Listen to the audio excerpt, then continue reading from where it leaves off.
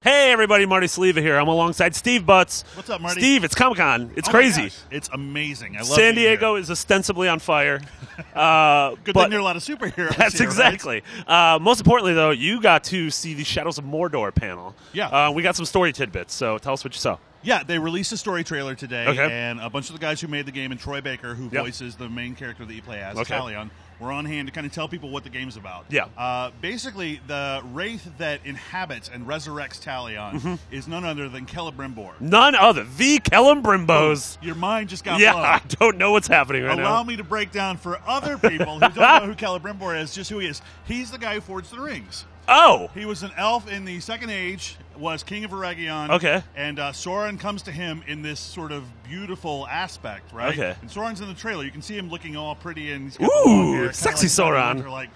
But he goes up to Celebrimbor and he gives him this it's like a hammer, basically. It looks like a weapon, but it's very intricate and ornate. Okay. Gives him a hammer, and this is the tool that he uses to forge the rings. right? Yeah.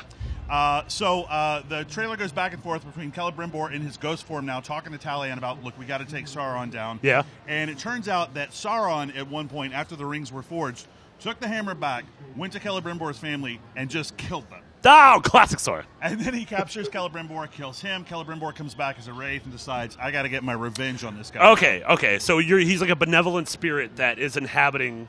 Benevolent might be a little Okay. much. He's a vengeful, angry elf. He's super mad. He's a Southpaw elf. Yeah. Yeah. Which is one of the things that I was kind of worried about. You know, we love the gameplay, love the mechanics Sure. of Shadow of Mordor, and everybody's super excited about that, but we never knew, like, why do we care? Like, Yeah, what's this yeah. all building to? And I was really nervous because I felt like, you know, the world that Tolkien described, a lot of the heroes back off from using the tools of the enemy. You know, Yeah. the Palantir and the ring. Yeah, like, yeah. It's always, if you touch that stuff, it's going to corrupt you and make you And you evil. see that in the movies and the books with Frodo and Gollum. Yeah, so how does this guy Talion, using all those tools, become a hero? And they really explained it very well. They said, you know, look, Saruman was tempted by the power, and he thought Yeah. he'd be able to control it. And we feel like this guy Celebrimbor has a similar motivation. Yeah. He wants to get that power, thinks he's going to be able to manage it, and use that to topple Sauron. Yeah. Now, obviously, the Fellowship of the Ring, page 1, Yes. starts, and like Sauron's still alive. Yeah. So we know that the game doesn't end with Yeah. Sauron's defeat.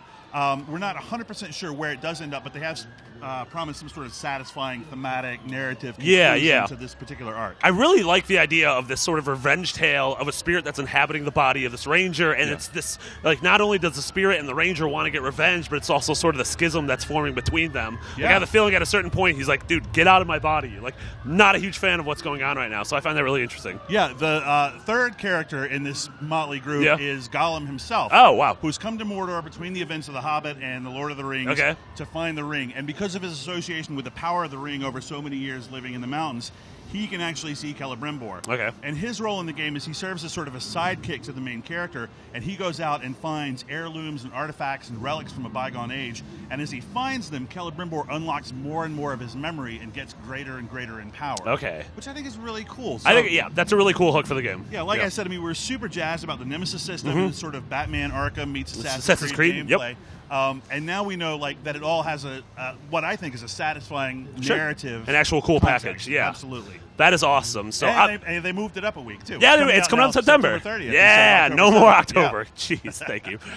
We're obviously really hyped for Shadows of Mordor, one of our most anticipated games of 2014. Absolutely. For everything else, Shadows of Mordor, San Diego Comic-Con, and Crimbo Bimbo, you're already in the right place. IGN.